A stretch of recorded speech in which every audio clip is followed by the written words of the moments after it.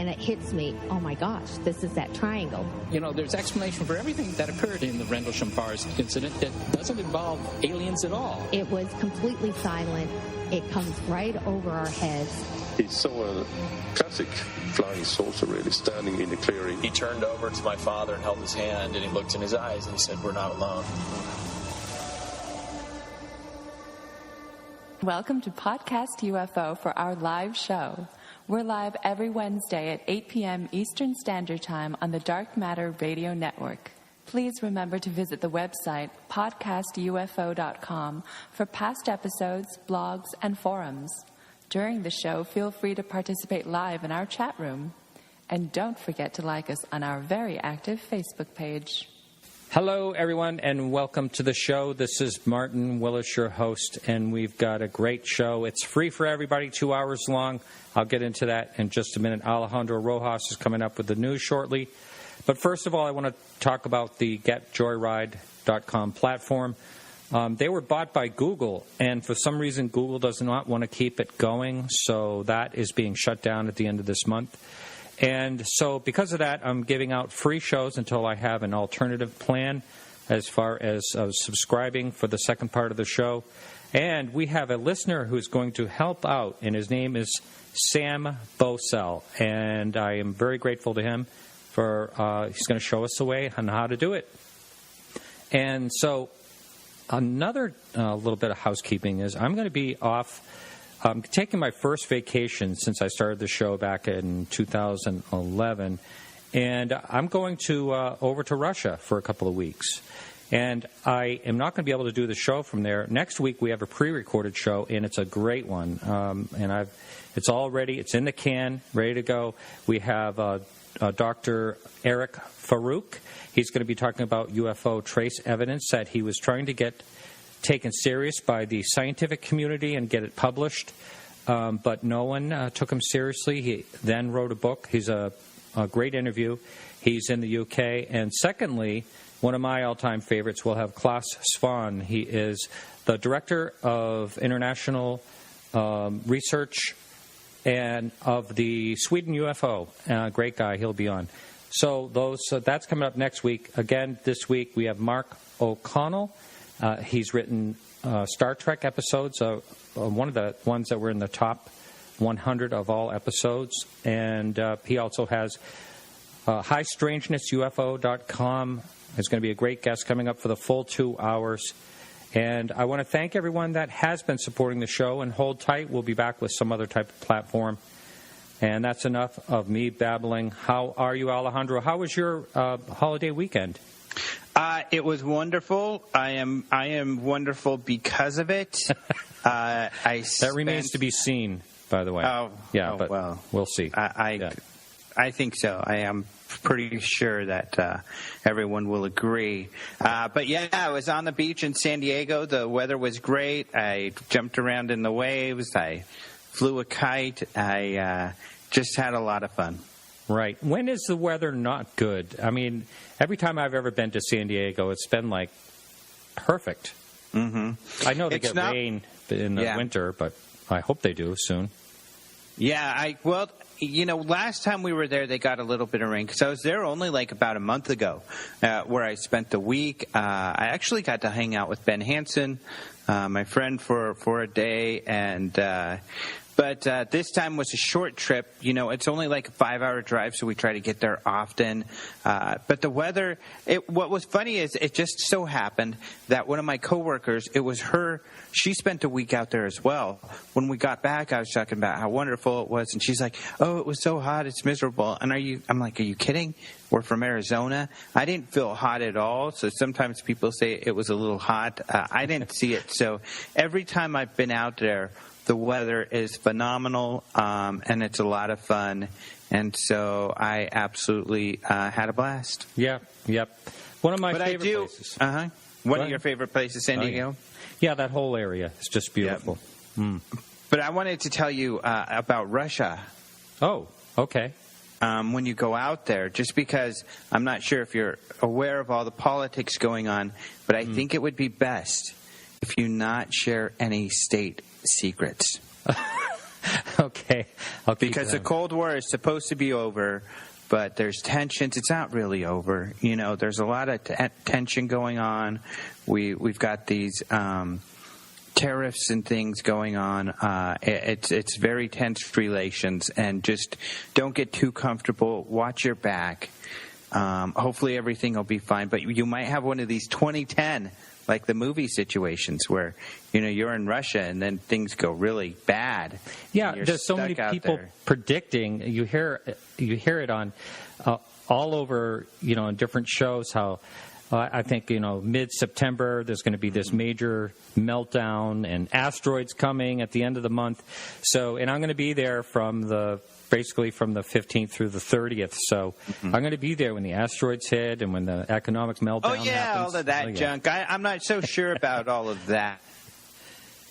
Well, but, there could be some curse words exchanged over the telephone between Obama and Putin, and that could upset people. But if Putin, really gets huffy and, he decides to keep you as a hostage or something, my advice, I think he seems like the type of person that flattery goes everywhere with him. It's one of those things. Tell him how great his muscles are, how great he's looking, what a great job he's doing, and you'll probably be okay. Say, you're way too sexy for your shirt or something. Yeah, exactly. He'll be like, oh, really? Oh, yeah. Yeah, okay. I'll keep that in mind.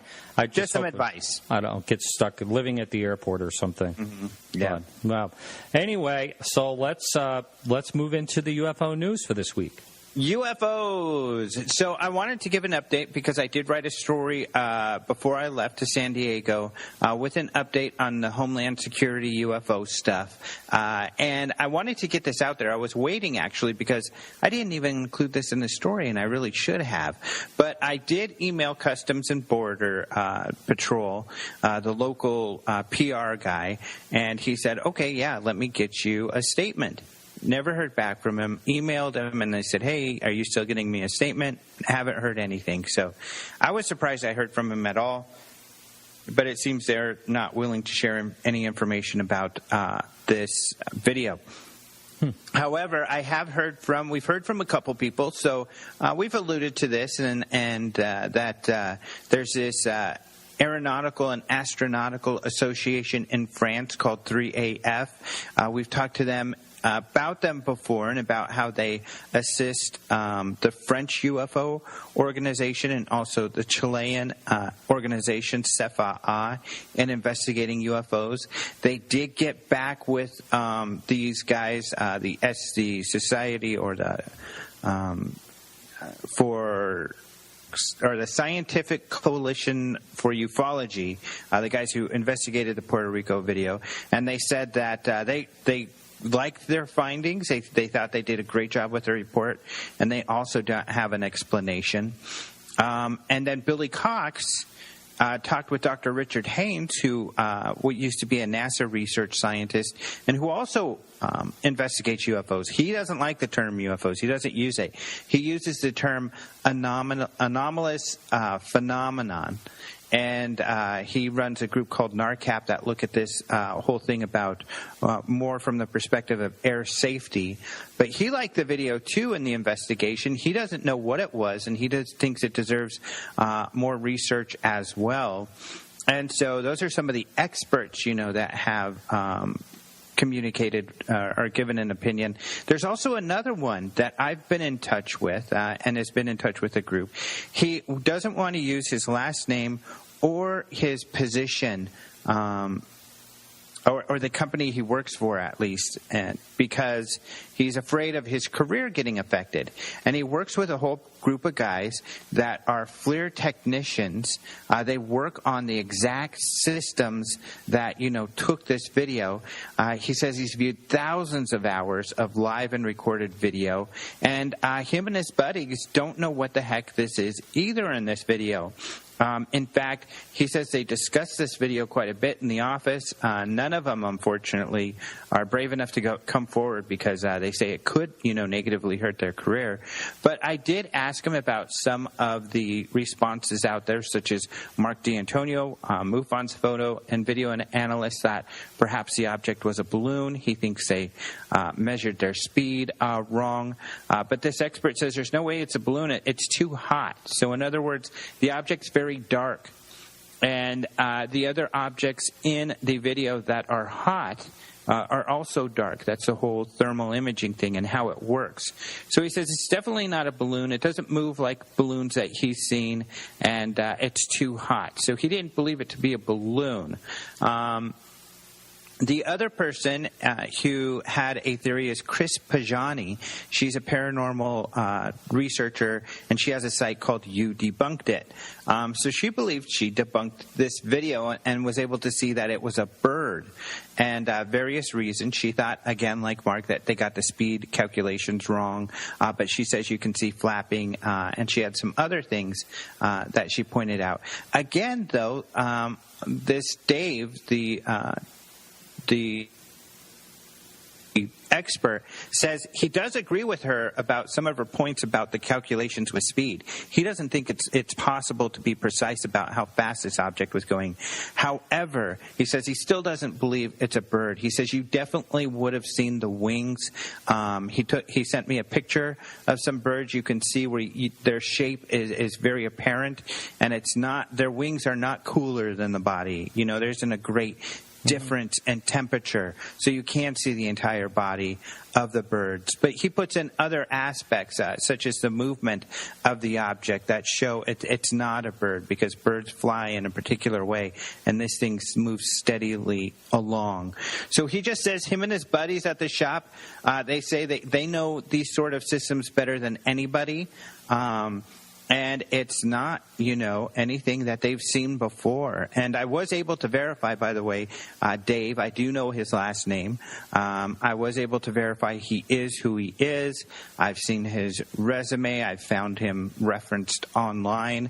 And this guy really is an expert. He is the type of person who, in fact, the level of expertise he's rated at is kind of a level where this is the kind of guy that could build his own system. He's just that much of an expert. So, so yeah, really interesting stuff. So the debate goes on, and I think what's great is people like Dr. Haynes and the 3AF and this FLIR expert are coming in, and it's just rare because we don't always have expert opinion. Often it's online, researchers, amateurs, for lack of a better word, not to disparage their work, because a lot of people do some great work, but usually we have amateurs. It's great to have some experts actually looking into this stuff and giving some responses. So exciting. It is, and it will be fun to just see where this thing goes. I mean, we've been talking about it for a while. It's really quite amazing, and I can't personally see anything about a bird in that myself, but I understand about the speed part of it because of the way the maneuvering was happening. It would be awful hard to actually calculate the speed, I think. Yeah, and that's what Dave says. It would be very difficult. However, if you read the report, the section where they did calculate the speed, it's some very interesting work they did there, and they do thoroughly,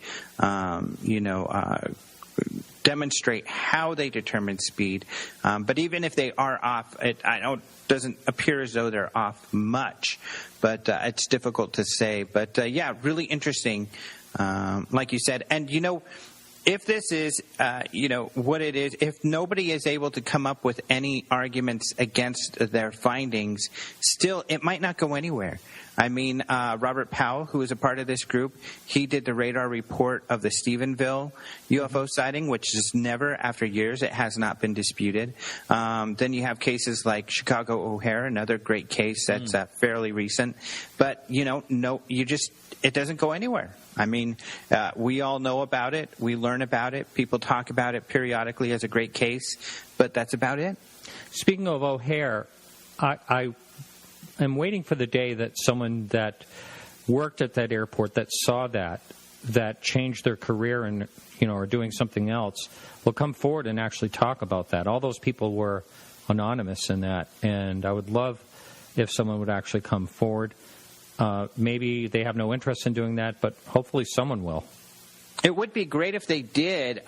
It was only 7 years ago, so I think, pretty much when you're in that career, you're there for your career. So it might just take someone retiring. But then again, not to be cynical, and I don't mean to be cynical, but unfortunately we see this ever so often.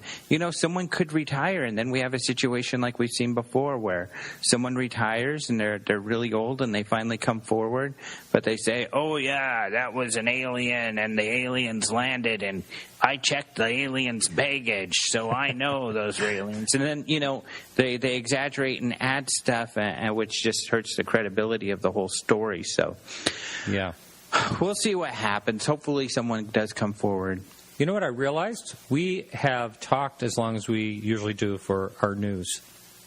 I can't believe it. Yeah. Can I keep going now? Oh yeah. Let's go. I'll be quick. Okay. All right. Yeah, all right. Next story. Well, the next story is Exeter, which is not a new story. It's an old story. In fact, it's a 50-year-old story. It happened in 1965, but the anniversary was just in September 3rd, and we had a great story written by an author named Eric Hoffman submitted to the website. He's written for us before, and he did a great job of telling in a concise manner the story of the Exeter sighting and the investigation.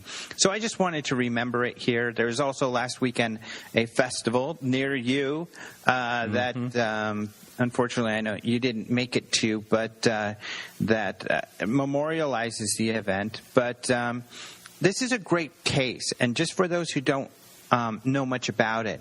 This happened in Exeter, New Hampshire. It started when this young man, Norman Muscalero, was hitchhiking home after seeing his girlfriend. He had recently graduated from high school. It was the middle of the night. It was like 2 o'clock in the morning. And he was going to join the Navy, so he's going into the service soon. So he had seen, his girlfriend in Amesbury, Massachusetts, was on his way home, hitchhiking his way home, and but he was walking at this point. When at 2 a.m., he saw these 5 bright red lights flashing in the woods, and they started moving towards him. He was so frightened, he jumped into a ditch. At that point, he noticed they eventually moved further away from him, so he ran to this nearby farmhouse and knocked on the door, but nobody was home.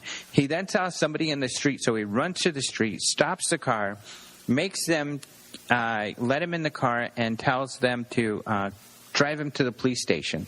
When he gets to the police station, he talks to an officer, Reginald Tolan, who knows Muscalero and knew him as an honest young man with high integrity. So he took him seriously. He got on the radio and called the other officers and said, "Hey, does anybody know anything about this weird report? There's a man named Eugene Bertrand, another officer, who was in the area." And he said, some woman had reported to him that she witnessed a huge object with red flashing lights that followed her car for 12 miles. So Bertrand comes into the police station, picks up Muscalero, and they go investigate where Muscalero had seen the UFO. When they get there, sure enough, they see this gigantic triangular craft coming out of the forest, and it had red flashing lights on it. Bertrand was so freaked out, he pulled his gun. I guess it was just instinct. But he reholstered it and said, "Let's get in the car." And they got back in the car, and they waited there while this thing hovered over them.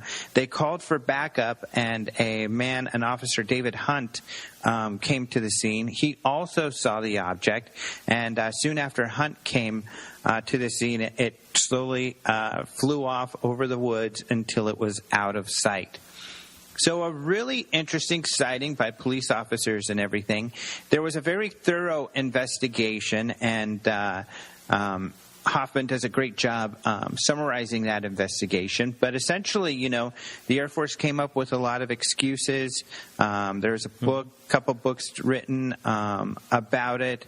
Raymond Fowler investigated it and wrote a book about it. So, but essentially, they felt that all of the explanations fell through. In fact, at one point, the Air Force said, "Okay, it's not what we said it was. We know it, and we know that."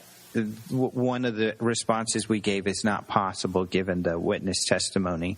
So that one was really interesting case. That was a refueler story where they had the tanker that was supposed to be flying a refueler above. They were saying that that was one of the debunking or the attempt to debunking it. Yeah, it's one of the great. I think it's one of the great stories. One of the solid stories out there that you do here. I certainly think it's in the top 50 stories anyway. Agreed. It's a really good case. And so it's an interesting story. And if people are not aware of this case, they should check it out because it's a really interesting case. I went on the website months ago to see when this UFO festival was this year, and I totally got the date wrong. I missed it. So I really wanted to go. But there's also one going on in New England in October 16th, it is, pretty sure, and I'm going to be out that way to see my good friend Mark D'Antonio. He'll be there. Hey, Mark. We're just talking about him. Yeah. A minute ago. So glad he's doing well. Yeah, and no we got kidding. One more story about it. One more story. You had mentioned earlier about hell and brimstone coming this month, and we're all going to die or something like this. Right. And this story is some evidence to back up your crazy claims. This is wait a minute. They're not my claims, just to get that clear. Yeah. Okay. But this is a giant fireball that was videotaped over Thailand. So a lot of people caught it on video from Bangkok and the surrounding area. And, it's a really cool video of this giant fireball in the sky. Pretty cool. In fact, one of the towns northeast of Bangkok got so freaked out that they thought it was a plane crashing, and they dispatched over 100 rescue workers to go find out what was going on. I don't know what these guys were doing because there was nothing found on the ground. I guess they were looking for something. But the news came that there was no report of a crashed plane, and it was believed to be a meteorite, and so the search was called off. But it's kind of interesting. The Bangkok Post posted a compilation video of some of the videos that people had gotten. And it's like everybody, I don't know what it is, all the mopeds have cameras on them because most of, 5 out of these 6 videos are people on mopeds. Wow. Which is just kind of funny. I don't know what's going on. I think that's a pretty anomalous phenomena on its own. But, it's a very interesting video. What's funny, too, is people have been giving me a little bit of heck because I said a mysterious fireball caught on video. And they're like, it's not mysterious, it's a meteorite. But actually, there is some mystery because nobody can agree what it is. The local Bangkok astronomer... a local Bangkok astronomer was contacted, the planetarium there, and they said they didn't think it was a meteorite because they didn't have any reports of it. They didn't have any records of one happening. And they suggested maybe it's a burning balloon, interesting enough. Weird. However, Phil Platt, a former NASA Hubble Space Telescope guy, you read him a lot. He does a lot. He's a skeptic, really. So he writes about UFOs not in a positive manner often. But he said it's definitely a meteorite because it happened so quickly. However, the Bangkok Post looked up on this website SatView anything that could have been re-entering, and they found that it was likely space junk. That at that time there was supposed to be a rocket falling back into the atmosphere. So they say it's most likely space junk. But So those people who are giving me heck and tell me, oh, it's obviously a meteorite. I don't know. I think if you look here, and I put a link to it because the Bangkok Post put a link, you can clearly see that at that time there was some space junk supposedly supposed to be re-entering the atmosphere. So most likely it was space junk or a meteorite, and probably not a balloon on fire. But it's very shocking video, so it's really cool. Right, yeah. And all that can be seen in our show notes, all links that will go back to openminds.tv. Mm-hmm. Well, it looks like you're going to have the next couple of weeks off. Well, I have the next couple of weeks off. Yeah. Well, I'm going to miss talking to you. And if the world should end before your return, and this is the last show, I just want to say that it's been fun. And I've had it's been a great run, I think. I'm getting teary-eyed here now. For the show and humanity. Yeah, same here. Now, I might actually be on your show while I'm in Russia. That's possible because the timing can work better. I'm not going to be on my own show in the middle of the night, but it's possible I can record with you, and it'll be a lot of fun. That will be awesome. So I'm looking forward to that. I really hope we can make that work. Yeah. Well, thanks a lot, Alejandro, and we'll be talking to you soon. My pleasure. Talk to you soon. All right. Hang in, everyone, for the quick music break. We'll be right back with Mark O'Connell.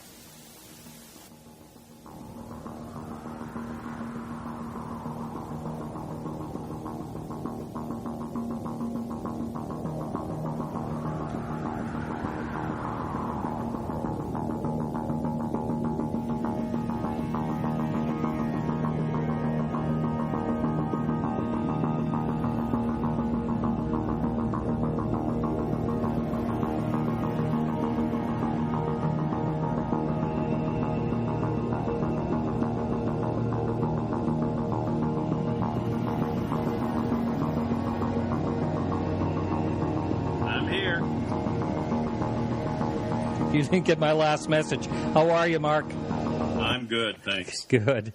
Welcome to the show.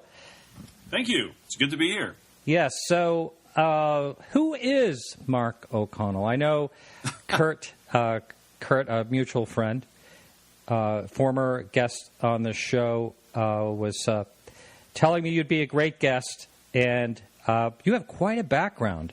And I want to talk about that, about your Star Trek episodes that you've written, and about all that, your website, highstrangenessufos.com. But first of all, who is Mark, and how did you get interested in the subject to begin with?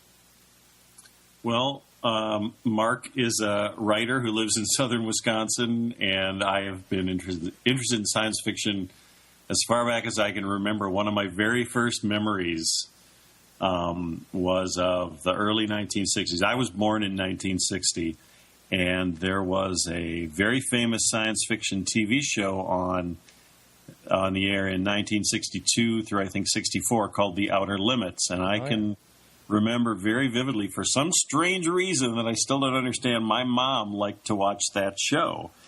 And here's little, 2 or 3 year old me. I was terrified of the monsters. They had some really scary monsters on that show.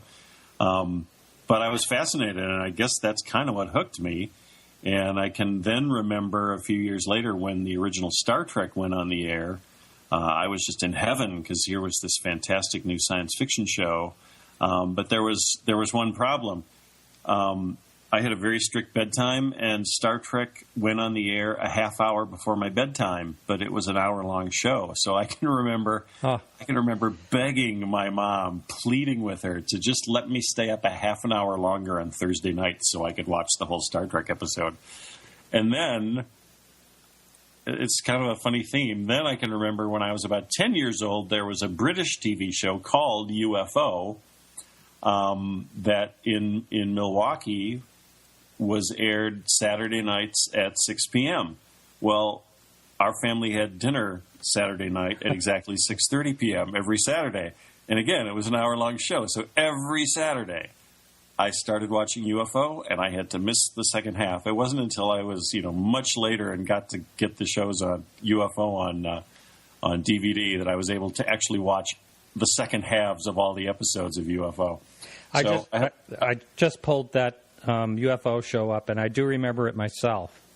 It's a fun show. It's a fun show. So I have a long history, and the other part of it was that my mom was also. It's funny how my mom is such a big player in this story.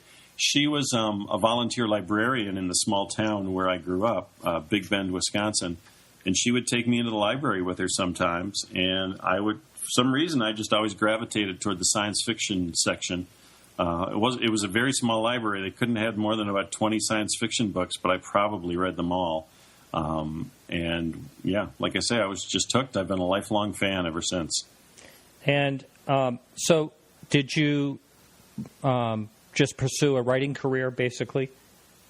Yeah, I knew I wanted to be involved in filmmaking or TV in some way. Spent some time in California, kind of learned a few hard lessons that way. Ended up signing with an agent when Star Trek: The Next Generation came on in the late 1980s. I think 87 is when it premiered. I got a script that got noticed at Star Trek: The Next Generation, and that led to me. They invited me to pitch story ideas, which I did from Wisconsin. A lot of people flew out to L.A. I couldn't really afford that. I had a couple of young kids, and I couldn't really be flying off to California every couple of months to pitch stories, not knowing if I would actually sell one or not. And in the end, it took me probably half a dozen tries before I finally hit them on the right day with the right idea, and made my first sale, and then made four more sales to them over the next few years. Wow! And one of them ended up being, I mentioned earlier, it was one of the top shows, wasn't it?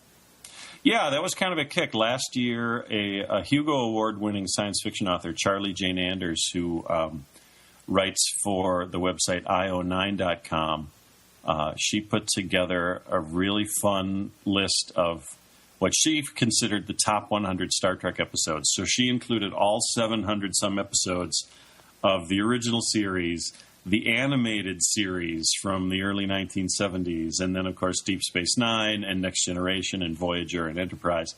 And of that 100, one of my episodes was number 72. It was called Who Mourns for Morn, and it was a huge kick. I was very honored to make it on that list, because there were a lot of great episodes on that list. We have a mutual friend, Kurt Collins, who's been on this show, maybe 3 times or so. He's a serious researcher, and he wouldn't have recommended you for the show unless you were a serious person. So I want to talk about that. What is your involvement with, have you done some researching yourself with MUFON or something like that? Yeah, and I would like to just thank Kurt for recommending me to you.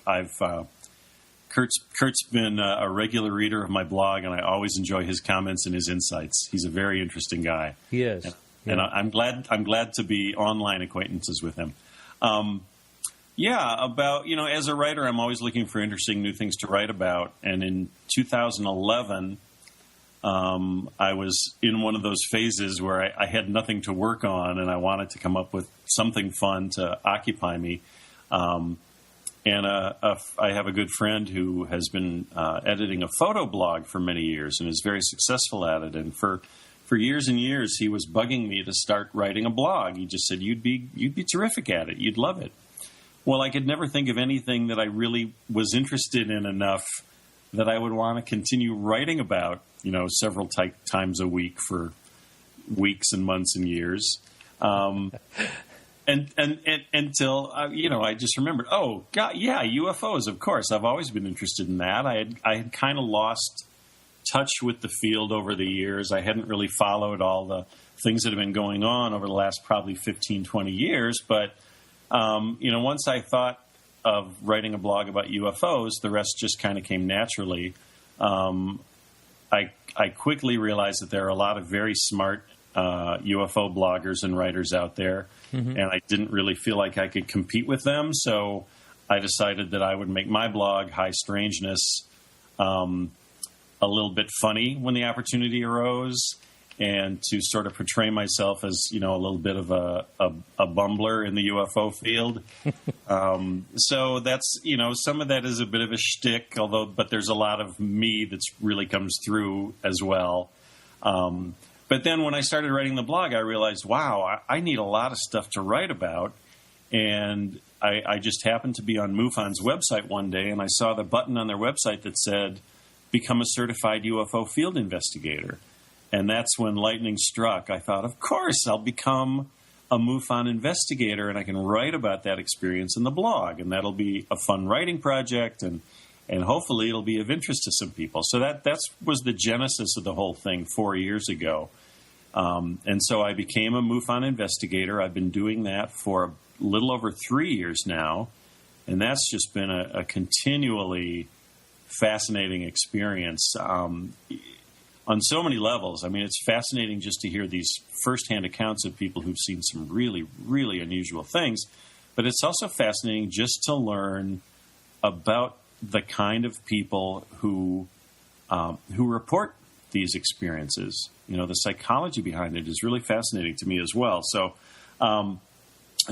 that's kind of where I come in. I've been an investigator for MUFON for a little over 3 years. I am now I'm the assistant state director and the chief investigator for the state of Wisconsin. We just brought on 2 new investigators, which is a huge, huge relief. That's been great because we were a little shorthanded for the last year or so. But our state director, Mike Lucas, does a fantastic job. And it's a lot of fun, and like I said before, it's just really fascinating work. Wow. Okay. If you're listening live, you can jump in our chat room. That's at podcastufo.com and pose a question. You can also call in anytime during the show, and that number is 603-967-4030. Just to let you know, Mark, we don't get a lot of call-ins. Maybe once a show, someone might call in. So don't be waiting for the phone to ring. Okay. But you'll see it come up since you're in Skype. You will see it come up, and I will take the call if one does come in. Okay, great. And so getting back to your interest in the UFO topic, have you actually seen a UFO? Have you had a sighting yourself? When I started writing the blog in the summer of 2011, I had a couple sightings that I now think, well, I'm pretty sure one of them was a Chinese lantern. The other one I'm not so sure about because it was stationary in the sky for as long as we watched it, and my wife and daughter saw it at the same time. But we were in a moving car, and we were on a busy highway, so we didn't have a chance to pull over and actually observe it. So I don't have a whole lot of evidence to go on. That one could have been a Chinese lantern too, but it's still a bit of an unknown for me. But that's all I've seen. I'd love to see more, but that's it so far. Those Chinese lanterns piss me off. They are pesky little buggers, aren't they? They are, yeah. That and drones. And so what is the sightings like in Wisconsin? It's been kind of up and down. This past year, I have had a whole string of really puzzling historical cases. I've had a whole lot of people who have decided for whatever reason that something they saw 20 years ago or 30 years ago was just really rattling around in their head for too long, and they needed to finally tell somebody about it. I have a theory on that. And what is it? And it's come up on a show before, and that is a lot of people are watching this Hangar 1. And, I myself, I'm not going to critique the show too much. They let a lot of things go that I don't think they should let go as being real. But still, I think that any show like that causes awareness, and people are all around the country. MUFON investigators are talking about old cases are coming to light because people are watching that and they're deciding to contact MUFON because it's so publicized in that show. Yeah. And so that's why the old sightings are coming forth. Yeah, that's definitely been my experience, Martin. I've heard that from a lot of people who they say, yeah, I was watching, and sometimes it's Hangar One, sometimes it's one of the other shows, but they say, yeah, I saw this show on TV, and they showed something that looked a whole lot like what I saw, and I suddenly realized, hey, maybe other people have seen the same thing, and that becomes a big driver for a lot of these people. Has anybody else seen the same thing I saw? So yeah, it's an interesting chain reaction that kind of leads people to report their cases. So yeah, the last year or so, lots and lots of historic cases. The summer before that, the summer of 2014, we actually had a little flap right here in south central Wisconsin, right in my home county, Jefferson County. I had, within the space of 2 months, I think 4 or 5 sightings that were very, very similar. They weren't all on the same night, so it wasn't people seeing the exact same thing. But I had several reports spread over this time period that were remarkably similar, reported by people who I am assuming didn't know each other.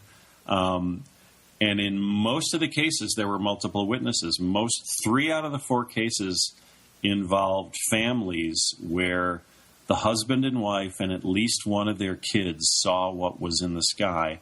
The 4th case was a married couple. But the family cases I thought were really interesting because the dynamic kind of carried out the same way. It was like the dad saw it first, called the kid out, they called mom out, and everybody saw it. And in one case in particular, the dad and the son hopped in their car to chase this thing down, and because their first thought was it looked like people over on the next block were shooting laser pointers up in the trees. So they thought, oh, that's kind of interesting. Let's go see what's happening. So they got in their car and drove around the block. Well, they couldn't see anything going on with their neighbors, but they could still see this thing in the sky, only now it seemed even further away. So they, over the course of about 45 minutes, they drove to 3 different spots here in town, in our town, Fort Atkinson, and then drove out of town and kept seeing this thing. And what they saw was a white glowing sphere that towards the end seemed to be sort of wrapped in a cloud-like substance, but there were also some signs of blue and orange lights around the sphere. And they watched it out on this lonely highway outside of town for about 15 minutes, and then it seemed to start moving towards them, and they got very scared and hightailed it home, and they never saw it again. So that was a real baffler, to have all those cases right here within like 10 miles of where I live, all taking place in May and June of 2014, and all involving really kind of similar, I guess we could call them, Hynek's definition of the meandering nocturnal lights. They were all, the objects that were described were all very similar. And then it abruptly stopped. We got to the end of June, there were no more reports. Nobody ever saw anything like that again in our area, or at least nobody reported it. Wow, good stuff. Historically, has there been any major case that happened in Wisconsin that comes to mind? Yeah, one just came up this summer that is still being investigated. I have to apologize. I had a lot of life stuff going on in the last month, so I've basically taken the last month off from blogging and MUFON work, so I'm a little rusty. You'll have to just forgive me. That's all right. But yeah, earlier this summer, a gentleman reported a case that took place at a military base in central Wisconsin called Fort McCoy. It took place in 1980. This gentleman was retired and living in, I can't remember, somewhere down in the southeast. We had a really fascinating talk. He came off as very sincere on the phone. What had happened was he had been stationed at Fort McCoy in 1980 when the fort was used. This was not a combat fort; it was a training base. And it was being used to house all these Cuban refugees who had come over on the flotilla in 1980 when Castro basically opened up the prisons and let all the bad eggs loose, and they all came over to the U.S. Well, a couple thousand of them ended up in Fort McCoy in Wisconsin, and this gentleman was part of the battalion that had been brought in just to help patrol the base. And at one point, some of the refugees actually tore down a fence and tried to escape. So this gentleman had to be part of a living wall. They made a living fence to cover this part of the fence that had been torn down. And one night, he's out with 50 other guys forming this human chain, and it's his turn to go to sleep. And just as he's getting into his sleeping bag, he sees this object appear from behind the trees. It's roughly rectangular in shape, and it has... He called it a window, but then he said it wasn't really a window because he could tell it didn't have glass in it. It was more of a force shield covering this opening, but he could see two beings inside this window. And as this object moved across the sky from right to left, it seemed to him that the heads of these beings were turning as though they were watching him as the craft went by. And then it disappeared behind the trees. And this guy's lieutenant was standing right next to him when he saw this. And he looked at his lieutenant, and his lieutenant just said, "Don't say a word." Wow. And he went to bed. He got into his sleeping bag and went to bed. And he said, "Mark, that was one of the strangest things about this whole story." He said, after this bizarre thing I had just seen in the sky, I put my head on the pillow and I fell into the deepest sleep I've ever had. He said, I should have been wide awake and terrified. He said, I still can't understand why I was able to fall asleep and sleep so soundly. So, and there are a lot of interesting details to this. He said that while he was watching it, he looked up and down the line of his fellow infantrymen who were forming this human wall, and he said they were all staring up at it, and a lot of guys had cameras on them, and they were taking pictures with their cameras. And then the next day, when he got up the next day, he asked his lieutenant. He said, "Well, should we tell the colonel about this?" And the lieutenant said, "You are on your own. I don't want to know what you're going to do." So they saw the commander of the base at breakfast, and this guy, he went up and talked to the commander of the base, and he said, I saw something very strange, out on the perimeter last night, and I believe a lot of the other guys did too. And the commander of the base said, I tell you what, he said, if any of the local papers report on it, then we will file an official report. And the guy who reported the case, he said, well, of course the CO knew that as long as we were doing this human fence duty, none of us was ever going to see a local paper. We were never, we had no chance to get off the base and buy a local paper. So he said that was the CO's way of, kind of cleverly just brushing it under the rug. So, but what this guy did next was really interesting. He said, I still have the duty roster because he was the lieutenant's. He was direct. I don't know the ranks. I apologize if there are military folks out there. He was the aide to the lieutenant who was supervising the human wall. So he sort of had the records and things, and he told me, I still have the duty roster from that night. And he said, I always wonder if any of these guys could be contacted, if they would remember anything. So he sent me a copy of the duty roster. We have the duty roster, and I've been talking with my colleagues here at Wisconsin MUFON about, first of all, whether we can do anything with that information, and if we can, then what is the best approach? Because, we would be contacting people about something that happened over, 35 years ago, and they may not want to talk about it. They may not be happy that somebody, had their name and called them. So we've been a little stymied on that. It would be a big deal if we could get some corroboration on it, but it presents some ethical problems that we haven't really quite been able to solve. But it's been a really fascinating case, and the gentleman has, as he's remembered more details, he's been really great about sending more information about the experience. So his description is very detailed, and in my eyes, very, very credible. He really impressed me with his sincerity. He's been sitting on this story for 35 years. He's never told a soul, outside of his commanders. And he has absolutely nothing to gain by reporting the story now. he just saw something on TV that reminded him of it, and he thought, "Oh, well, I wonder if anybody else has seen anything like this." So, wow, well, that's probably the best one of this latest batch. Yeah, it actually gave someone on the chat room goosebumps. They said. Oh, yeah, I felt the same way. Believe me. Yeah. Well, you very, very rarely hear about anyone seeing actual beings. There's probably only a handful of stories that I've heard about, and one of them, I don't know if you've ever seen the video of the Turkey UFO over the sea. That one shows what looks like it could be beings, and they moving and everything. Pardon me. Well, another thing, if I could just elaborate a little more on this gentleman's story that he told me. One of the things that I talked before about the psychology of understanding, why people report things. Another aspect of that is I'm really interested to hear how people express themselves and how they describe things.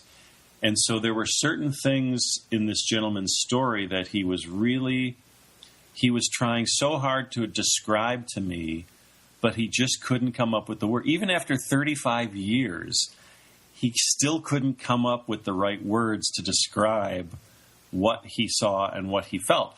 For instance, the window in the side of the craft that he said wasn't really a window because he could tell there wasn't glass in it. He was really struggling to come up with an explanation for the force field or whatever it was that he thought was in that hole. The other thing was that as this object moved past, there was sort of what looked like sort of a rocket exhaust coming out of the end of it, but it wasn't really moving. It was just sort of static. And he tried so hard to describe this static flame to me. And after about a minute and a half, he just gave up. He just said, I just don't really know what else to tell you about it. I'm not getting it across. I can't really explain exactly what I saw, and I just can't come up with the right words. So, in that case, he just gave up. He could not figure out how to convey, what he had seen. Question on the message board. Mm-hmm. Someone wants to know, did he get into details when describing the beings? All he saw were silhouettes. In fact, when he sent me the duty rosters, he also sent me a sketch that he had made. Oh. And I have a scan of that. Again, I apologize. I'm coming into this a little rusty. I don't have visual aids ready. But, maybe there's a way we can post this on your website or something. Sure. Actually, I think I may have posted this on my blog, but I can't remember. A lot of times what I can do is if there's something like this comes up in conversation, if you send me that scan, I'll just put it right in the show notes for the listener. Okay, great. Well, so he drew a very detailed sketch of the object, and he drew the figures in silhouette, and they look humanoid. It's sort of like the upper half of their bodies, maybe from about, if I remember right, from about waist up maybe, and you can see sort of the shapes of the shoulders and the shapes of heads. So he didn't see any features, he didn't see any skin or clothing or anything. He just saw the silhouettes, but he did sense that the heads were moving in time with the motion of the craft, so that they remained looking at him. But I also, when he described that to me, I thought, well, gosh, there were 50 other people seeing the same thing. I wonder if it looked that way to all the other men, because all these men are basically in a straight line that's running parallel to the trajectory of this object in the sky. So, if we were able to get in touch with any of these other folks who were there that night, it would be interesting to see or to hear how they perceived these beings inside the craft. I was looking through your blog a little bit, and I saw that you wrote on the what I call the Atacama Greer's, Dr. Greer's baby. Yeah, I wrote a lot of it. I actually did a spoof on that when he was right before that movie came out. It's on YouTube. Good, it needs to be spoofed. So let's touch on that a little bit. And not only that, I did promise the listener that I would not keep bringing up the May 5th mummy But in your opinion, what do you think? I actually think The Mummy was worse for the UFO community, but I don't think it got a lot of publicity.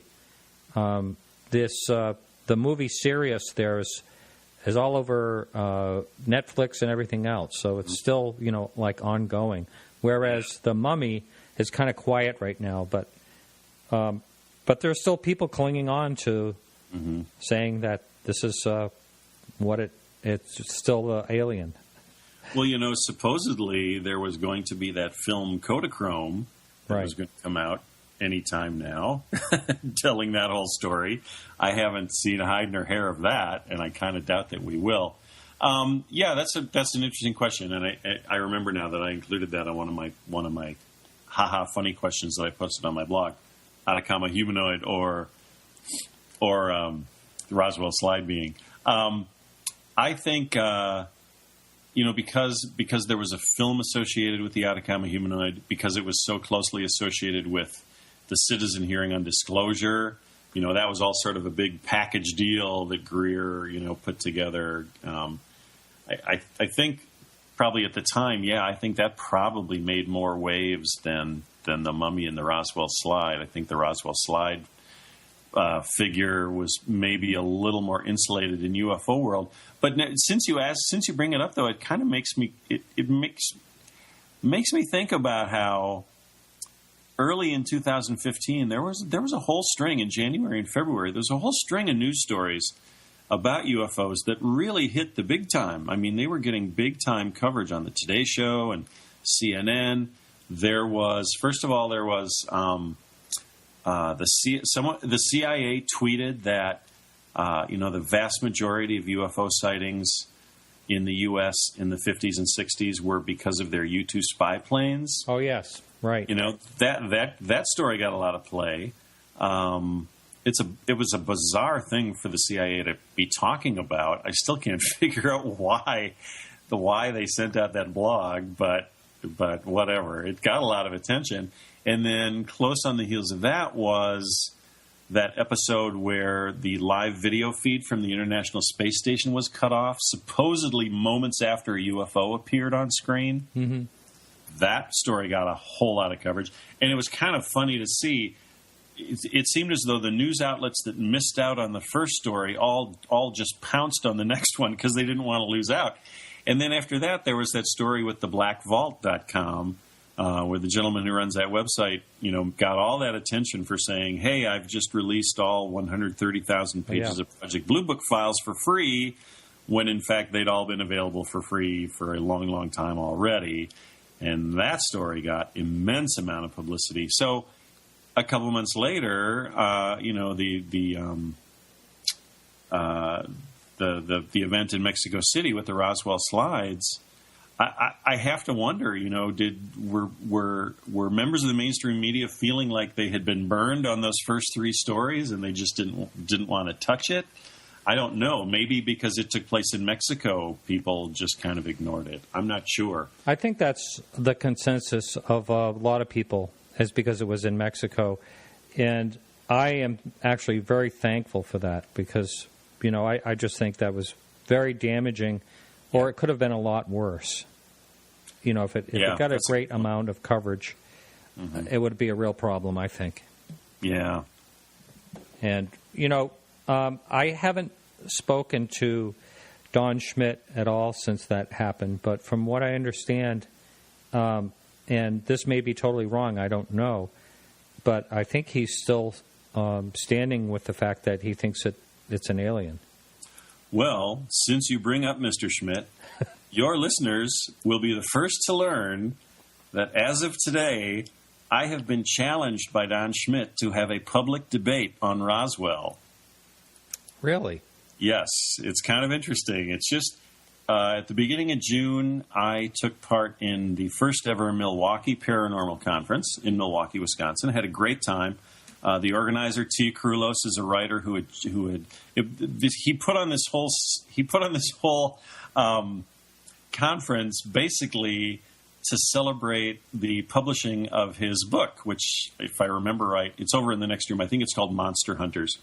where he basically did some investigative reporting where he spent time out in the trenches with UFO investigators and Bigfoot investigators and I think ghost hunters, and wrote a book about his adventures. So, and he's a Wisconsin writer, so he put together this conference, and true to his book, he had people from all, he had cryptozoologists, he had Loch Ness Monster people, Bigfoot people, zombie people.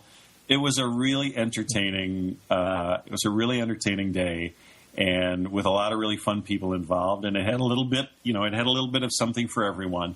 But I gave one of the talks in the UFO series, and then Don Schmidt gave a talk. He was kind of the keynote address at the end of the evening, and this was just about a month after the Mexico City fiasco. So Schmidt's talk was kind of he didn't make any outlandish claims, but he just kind of sounded very defensive and kind of angry about everything that had happened, and probably has good reason to feel that way. But the organizer of this event, he's already talked with me about appearing at next year's event, which will love to do.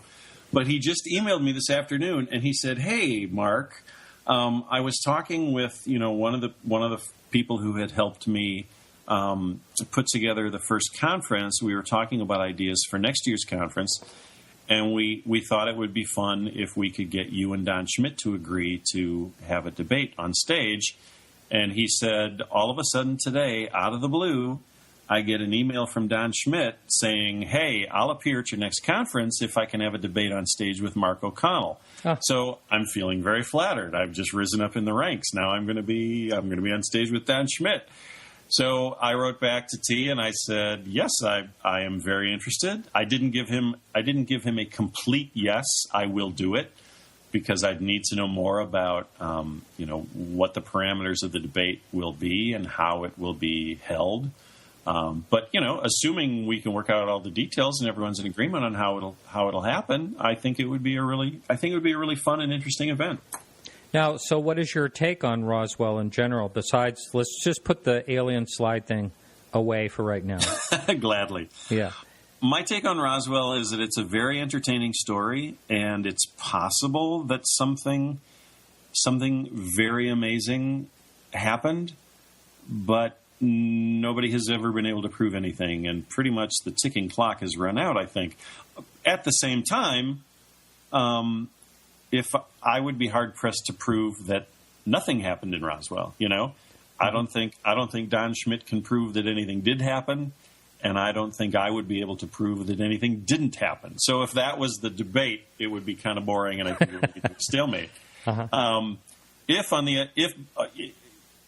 it was a debate about who knows more about Roswell, Don Schmidt would win hands down. I mean, that's all the guy does. He knows all the names and dates and places, and in incredible detail.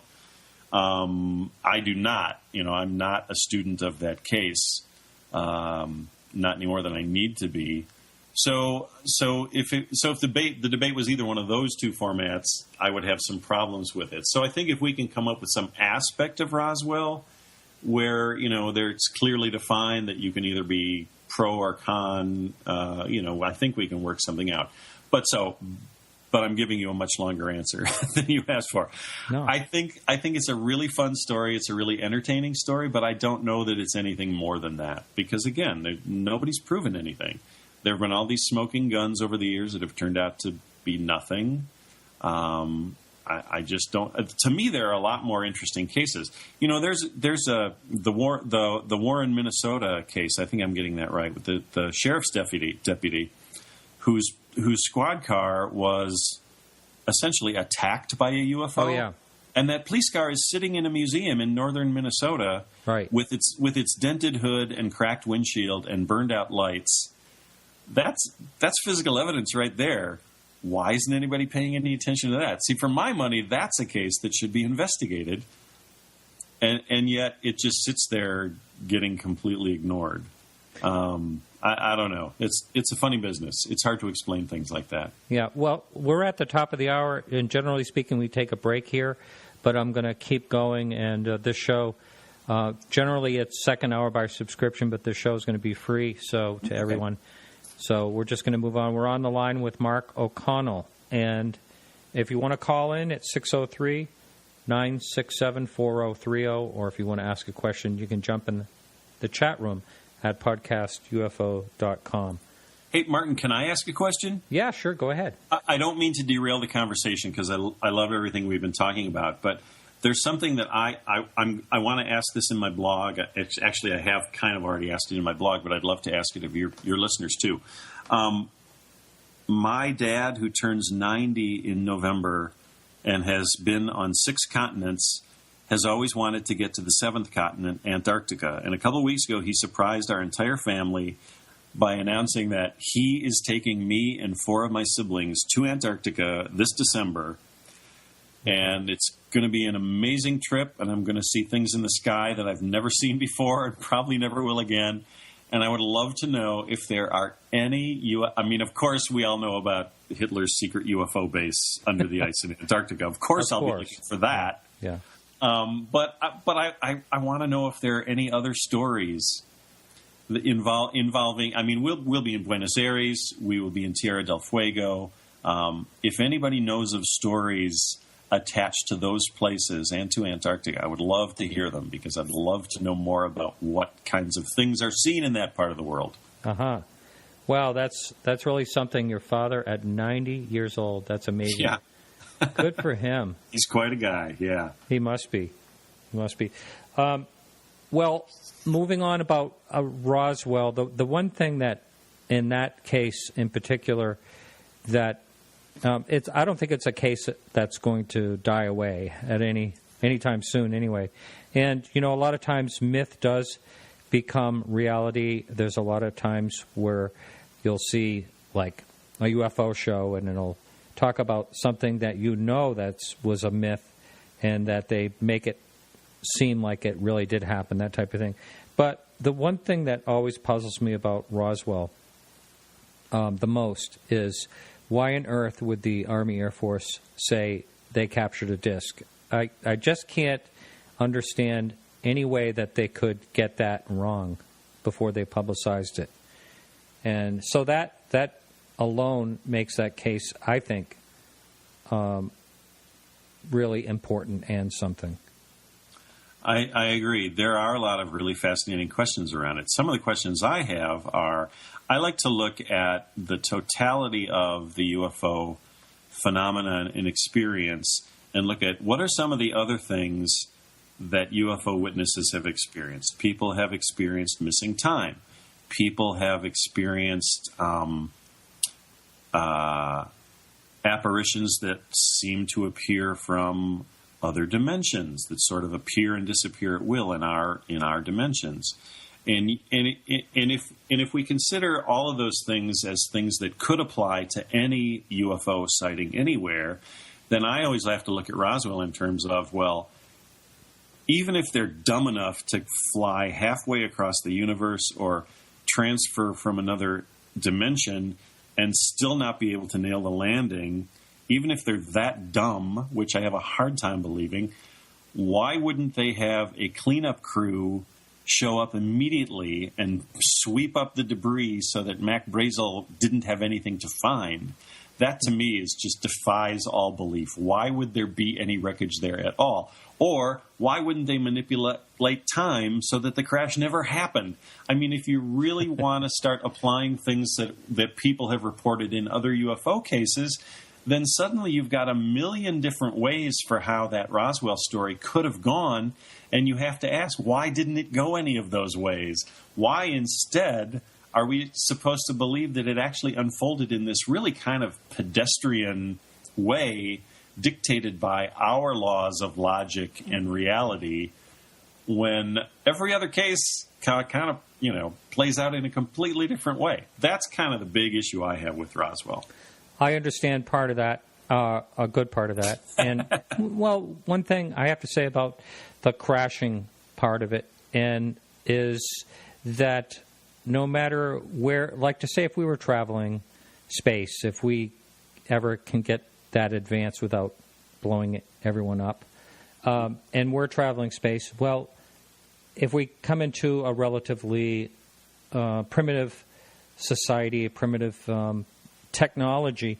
Perhaps, people have speculated maybe they weren't ready for a radar bouncing off of their electromagnetic propulsion or whatever it was that could have possibly made them crash. Maybe there are things, radio waves, or just something that they wouldn't expect and have a natural defense against or something like that. I mean, the whole thing is, the more you look into it, the more of a mystery it all becomes. And it's all speculation. And that's kind of why I like doing the show. It's a lot of ideas and speculation, getting to hear from other people like yourself and what their ideas are on the whole thing. So, go ahead. Go ahead. I was just going to say, I have a tagline on my blog that says, ambiguity is more convincing than certainty. And I really, when it comes to UFOs, I really truly believe that. Ambiguity makes it more believable to me. I don't really know how to explain that because it's counterintuitive, but it sounds as though you kind of feel the same way on a certain level. Mm-hmm. Mm-hmm. Have you ever looked, the one thing that someone just brought it up on the message board that is interesting is also the memo that is being held in, I'm trying to remember who was holding it in their hand when they were handling the debris. Marcel, Jesse Marcel, was holding a memo, that was, they've been trying to clear up, through filters and through technology, trying to clear up what the memo is actually saying. Have you looked into that at all? That's interesting. I've only looked into it a little bit, and only insofar as I thought it was a bit strange that the same people who were saying that enhancing the placard in the Roswell slides was kind of a dirty trick and couldn't be trusted, those very same people seem to be turning around and saying, that memo held by, held by, was it the Ramey memo? That's what we're talking about, right? Yeah. Mm-hmm. These are the same people who are saying, we've digitally enhanced that memo and we can read exactly what it says. No, you can't have it both ways. If you can digitally enhance one to see what it really says, then you can digitally enhance the other. And likewise, if you can't digitally enhance one, then you probably can't digitally enhance the other. So my only contact with the Ramey memo just comes from that kind of, that annoyance with me that, of course, I wrote about in my blog. I just thought, and the words that apparently can be read on the Ramey memo don't really mean a whole lot, as I recall. So I don't put a whole lot of stock in it. It seems like they should be able to even enhance it as we go along. Everything always gets better and better. Maybe eventually they'll be able to get the full text out of that. I wanted to mention something that you were just talking about, though, about how these storylines get reinforced in popular culture. I've been thinking a lot about that lately because my wife and I have been watching The X-Files all the way through. We're at the beginning of season 3 now. Neither one of us ever watched it in the 90s. I don't even know why. I don't have an excuse. I was a sci-fi fiend. I have no idea why I didn't watch that show, but I didn't. So now we're watching it, and starting at season 3, we're really starting to get into the whole alien, the whole disclosure conspiracy storyline, and it's silly in a lot of ways, but it's also a lot of fun. It's good entertainment. But I've really been enjoying the way the writers of the X-Files kind of used those storylines, like the Roswell narrative, kind of used them to their own ends to create their own mythology, but at the same time kind of validated the mythology surrounding the original story. When Mulder says something about Roswell in an episode of The X-Files, 25 or 30 million people are watching that. Mm-hmm. And how many of those people are saying, aha, Mulder believes it must be true. And so you got this sort of circular reinforcement of the mythology while creating new mythology. If I was a social scientist, I would be digging into this like crazy. I think it's really fascinating. And there's a really funny line in one of the season 1 episodes with Deep Throat. And Mulder, they're talking about something to do with an alien crash. And Mulder says, Roswell. And Deep Throat just kind of gives him this really kind of dismissive look, and he's like, "Oh, forget Roswell. Roswell's smoke and mirrors." He goes, "We have many, many better crash sites than Roswell." That line just cracked me up. Because there's probably an element of truth in that, even though it was just written as a line in a TV show. Right. Let's talk about disclosure. What do you think about disclosure? I've said this before in my blog. It seems to me that if disclosure was really a thing, then it's up to the aliens to decide. The aliens can show themselves to us anytime they want. They're not going to wait for a decision by any earthly government. That just makes no sense to me. And I went to a talk by Richard Dolan a couple of years ago at a MUFON meeting, and I asked him that. I just said, "Isn't it up to the aliens?" And he just looked at me and he said, "Well, they haven't done it yet, have they? So apparently it's not." And I thought, well, that's not very sound logic. Just because they haven't yet doesn't mean they can't. It just means they haven't yet. So no, I'm not a big fan of disclosure. I think it's like I said, the aliens, assuming the aliens exist, they hold all the cards here. Why would it be up to world governments who are essentially powerless against them? The aliens can do whatever they want, whenever they want. So yeah, it's in their hands. Yeah, I agree with you on that. I think that if they wanted to show themselves, they could definitely do that. And but there may be many reasons why they don't. Maybe they don't want to interfere with the social growth of our society being left alone, or who knows what. One thing I bring up all the time, who knows what they are anyway? A lot of people are seeing something definitely that can't be explained. People throw out numbers like 5% of UFOs are unexplainable or whatever it is, somewhere around there. But the fact if it was just one, to me, means that, we are being visited by something unexplainable. Mm-hmm. And we may never even know what it is, and we may have a total wrong idea about what it is. Yeah, and I agree completely, and I personally am completely comfortable with that. And again, it goes back to my little catchphrase of ambiguity is more convincing than certainty. I don't have to know what it is. And some of that belief has been reinforced by the work I've done researching the work of Dr. J. Allen Hynek for the biography I'm writing of him. I want to talk about that. But before we do, I just want to I want to get this question out because this gentleman asked a while back. What real-life UFO-based mythology have you used for inspiration in your own writings for TV, etc.? Oh, that's a great question. I have an unsold script. I never actually wrote the full script, but wrote a very detailed story treatment, and this was probably about, I'm going to say 10 or 12 years ago, that actually had a lot to do with Area 51 and the idea that the United States government is keeping captured alien spaceships under wraps at Area 51. So, old story. It's been used a million times, and it will be used a million times before. This actually came about because I'd been approached by a comic book company that they were looking at titles in their comics library to develop as feature films, and one of their comic titles had to do with an alien flying saucer at Area 51 and somebody who actually steals the flying saucer and gets away with it. So I can't even say it was an original story, but that was the comic book that they wanted me to develop. And as I said, I wrote a very, very detailed story treatment. I'm going to guess it was probably close to 20 pages, which for a story that's a lot of work. The comic book company never went ahead with it, and because it was based on their property, it wasn't something that I could go shop around to anyone else. So unfortunately, when they decided not to move ahead with the project, that was the end of it.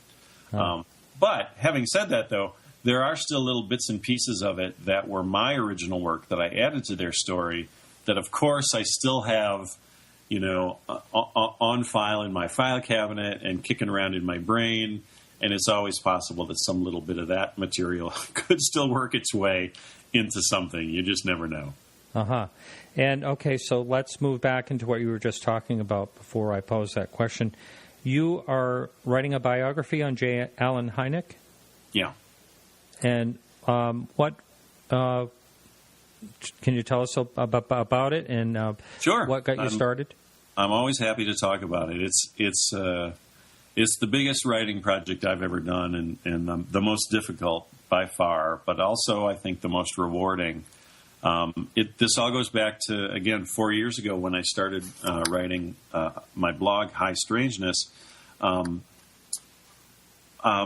wife at the time was working in Chicago, so we spent a lot of time in Chicago, not just sort of splitting our time between southern Wisconsin and Chicago.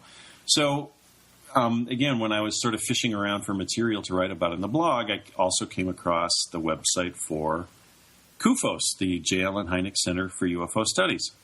And I was very intrigued to find that the center was literally within 5 miles of our apartment in Chicago. I got very excited about that and contacted their scientific director, Dr. Mark Roediger.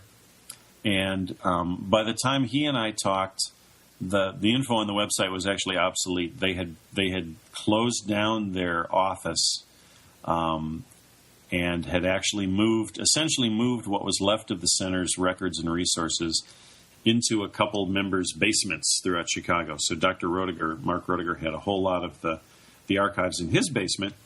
And he said, well, the offices don't exist anymore, but you'd be more than welcome to come over to my house and, poke around in the basement and, see if anything there catches your interest. So I was thrilled to get that invitation. Had always been interested in Hynek and his work, but had never really, only really knew what I had read in books. And so when I started visiting CUFOS, just looking for material, fun stories to write about in my blog, I got to know Mark a little, and after a couple of visits, he mentioned that they had always been interested in finding a writer to write the definitive account of Dr. Hynek's career. And I just said, well, I would love to do that. I just jumped on it. I said, I would love to be that writer. And he said, well, why don't you give it a try? So I started working right then and there. And Mark read a lot of my initial drafts of chapters and has been happy with the direction the book is going, and has also been an incredible resource for me as just a fact checker. He clears up things that I don't get quite right. He points me in directions to do new research on things.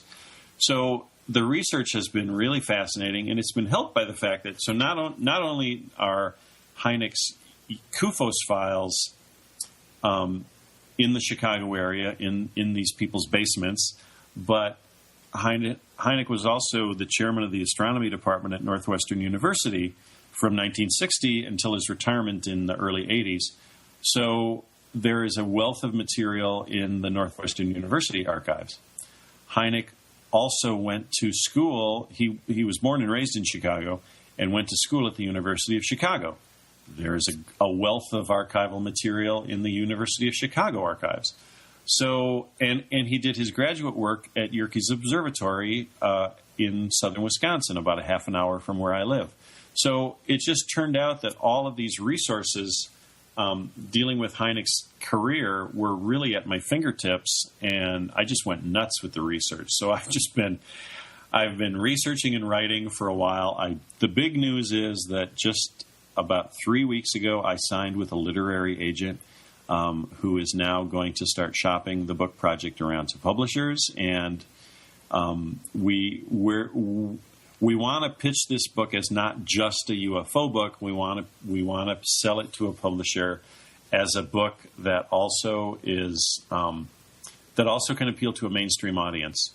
And if you look at the kind of audience that the X-Files brings in, and the kind of audiences that shows like Hangar One and Ancient Aliens bring in, it's not too big of a stretch to say that, this isn't just a niche market. This is a topic that is of interest to a whole lot of people.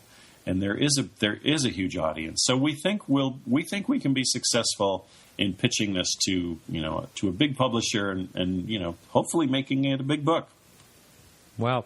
He was such a fascinating man. If you really think about his involvement with Project Blue Book and how he was out there to try to debunk, everything, his swamp gas talk and all that.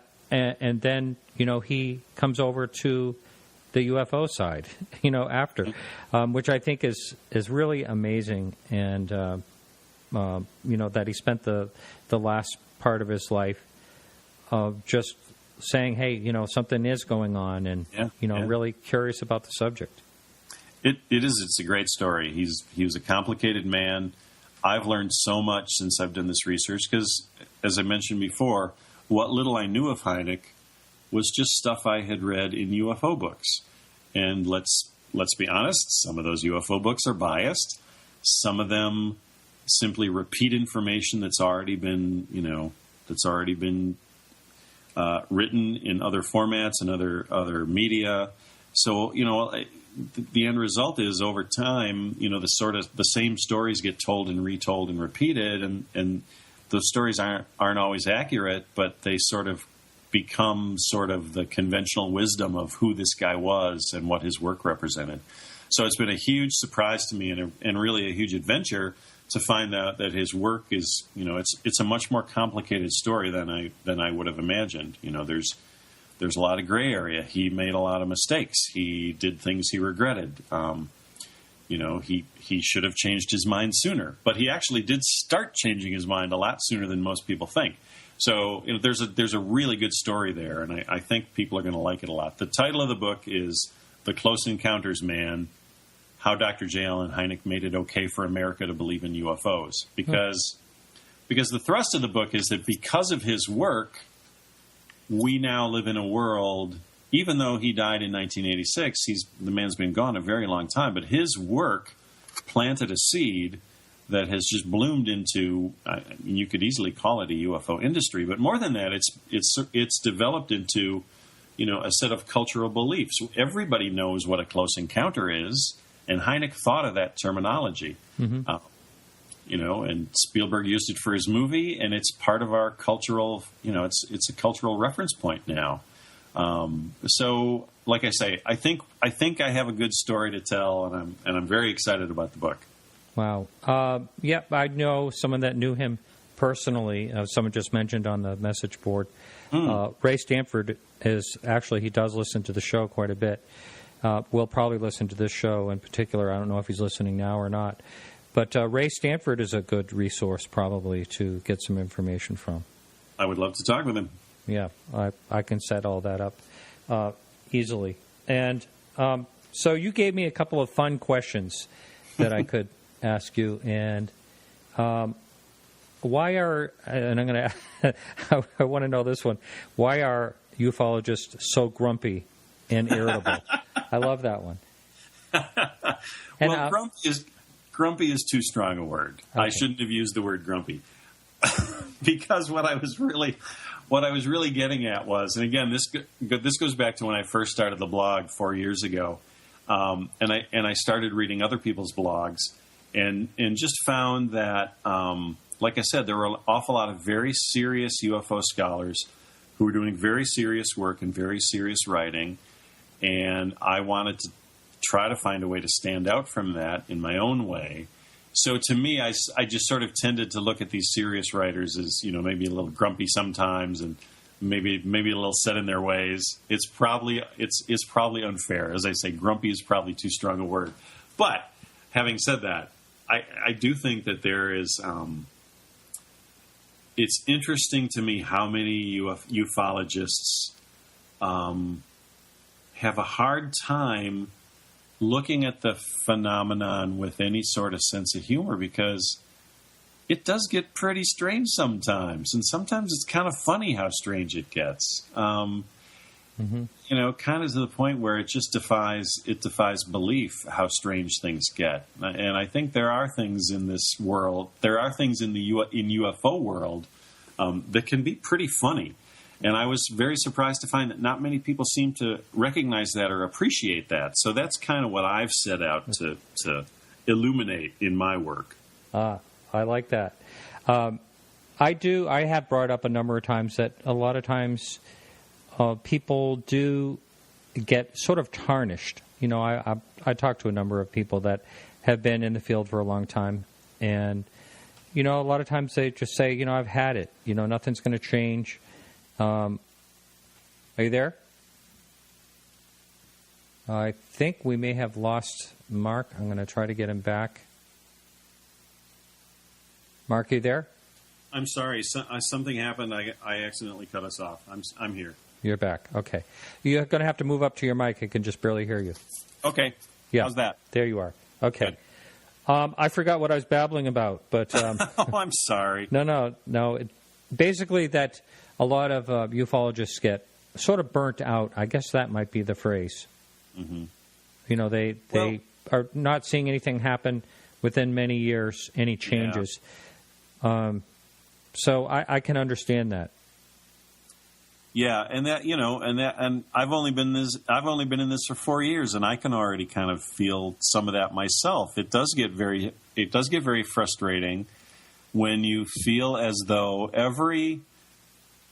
we as a group, ufologists, people who are interested in the field, have tried so many different approaches to try to get a handle on what this phenomenon is and what it means, and seem to come up short with every attempt.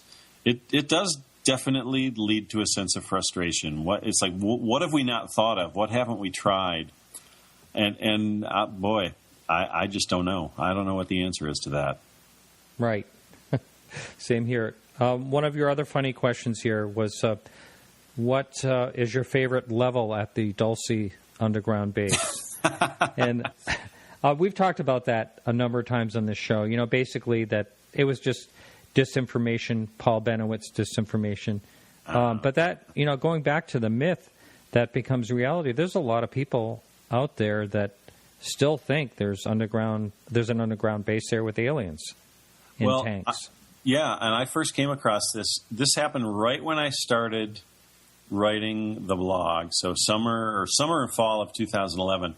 There's actually a very small but popular UFO conference not far from here. It's called the Burlington Vortex Conference. So it's not just UFOs. There is a vortex in the woods outside of this town of Burlington, Wisconsin. So I went to this, again, looking for material for my blog, and I actually ended up writing an article about it for Milwaukee Magazine. But I met a young couple there who were fascinated with Dulce Base, and I had never heard of it before. And they started telling me about it, and man, they were dead serious. They were like, they believed every word of it. Oh my God, yes, the Greys live on this level, and the Reptoids live on that level, and and the Mantises hate the Reptoids, and the Reptoids hate the Greys, and I was kind of blown away. I was not prepared for that deep level of mythology. And to find that this really is a thing. This is a thing that a lot of people say is true was just kind of a stunner for me. I also had I want to tell this story too because it's kind of along those same lines, where you really have to wonder what makes people believe certain things and where your own belief system kind of comes up short. I had a really fascinating case from MUFON a couple of years ago. It was a college student who had been home for summer break, and he was staying at his folks' house, and he was driving home from one night late at night around midnight, and he saw this object fly across the highway in front of him. It was glowing blue. It was about the size of a refrigerator. It zoomed across the highway about 3 feet off the ground, and as it flashed past the front of his car, he could have sworn that his dash lights flickered. Okay, so technically that makes it a close encounter of the second kind, right? Because there are physical effects on the environment. So by the time they reported this and I was able to meet with the family, their son had already gone back to, I can't remember, it was out of state. He had gone back to college out of state, so I couldn't talk to him.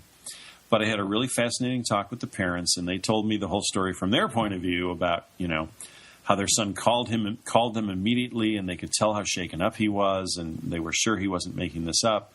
But as we talked, it turned out that this family has had a whole lot of really strange experiences. Some of them centered on the house they live in, a very old house, and they were telling me about how they think they have shadow people living in their house. That was a new one to me. I'd never heard of shadow people. But then at some point in the conversation, the father said, "Hey, there's something I want to show you. I've never shown this to anyone."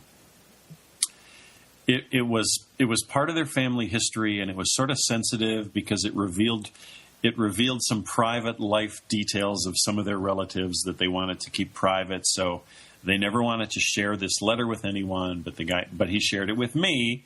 And said, please don't like broadcast this everywhere, but I'd like to know what you think of it. And it was a letter from a friend of the family to a family member from 1950 from Pendleton Air Force. I know what was it, Pendleton? Okay, I'm blanking on that now, but it was an air base in California. Mm-hmm. And the person writing the letter had been a serviceman in 1950 and told this very long, it was like 10 sheets of paper, this very long story about how he and his platoon had been exposed to a genuine flying saucer. And they had been exposed to all this information about how the flying saucer worked and who piloted it and where it came from. And it was in very explicit detail, very precise wording in this letter. And I was just fascinated by this, and these folks had no idea what it meant. They just said, we've never been able to figure out, is this letter for real? Is it a joke? And I said, well, so they asked me if I had any information, and I said, well, there's somebody I can talk to who I think might be able to shed some light on this if you'll let me. So I talked with, I went back to my main source, Dr. Mark Roediger at the Center for UFO Studies. And I just started reading him just a couple little passages from this letter just to give sort of a flavor of the detail in this. And he said, hang on a minute, I know what that is. And he went to a bookshelf and he got a book off the shelf and he came back to the phone and he flipped open this book and he started reading back to me word for word everything that was in this letter that these people had. And it turned out the book he was reading from was Frank Scully's 1950 UFO book, in which Scully unleashed the concept of the flying saucer crash and the captive flying saucer and alien corpses. And, that was a very elaborate and detailed hoax. And here, somehow, these people in Wisconsin had that very same story written in a personal letter from a friend of the family to a member of their family. How do you account for that? Mark and I just had a really interesting conversation trying to figure out, what does all this mean? And we finally decided that it must be some sort of psychological, some sort of psyops that the military was doing to try to sort of inoculate us against fear of aliens from other worlds by sort of selectively showing different people things that they would believe represented aliens from another world. Whether they did or not didn't matter, as long as they believed that it did. And then that story would just sort of spread out through people sending these letters to friends and things, so that when the aliens finally did appear, we would all be sort of prepared for it on a certain level. That theory makes as much sense as anything else. It was one of the strangest experiences I've had as a MUFON investigator. It still makes me scratch my head. I just don't know what to make of it. But again, it goes back to that whole issue of myth making, and how do you know where the myth starts and where, how much of it is the person's actual experience, and how much of it has been sort of added on over the years. Who knows?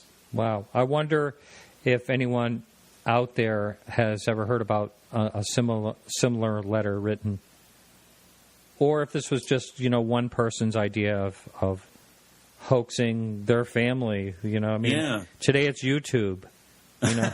Right. You're exactly right.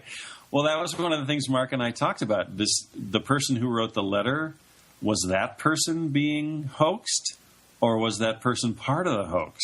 You know, I mean, there's so many ways you can go with it, and there's so many different levels to the story. It can kind of drive you nuts. Did you say this was 1952?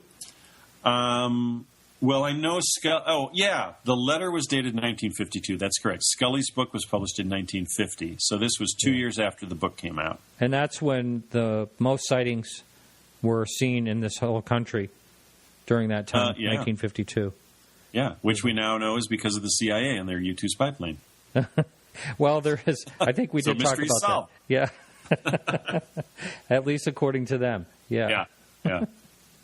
I'm going to read another one of your questions that I thought was kind of humorous, and that is, should have Kenneth Arnold kept his lips sealed?